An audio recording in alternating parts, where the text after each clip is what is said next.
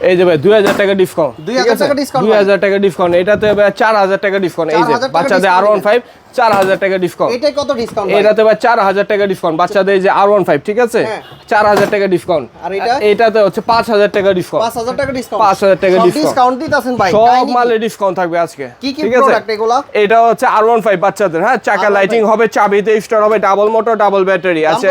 এটা প্রাইস দিতে মাত্র 17500 টাকা। 17500, আগে কত ছিল ভাই? আগে ছিল ভাই 22000 টাকা, এটা হচ্ছে 17500 টাকা আজকে।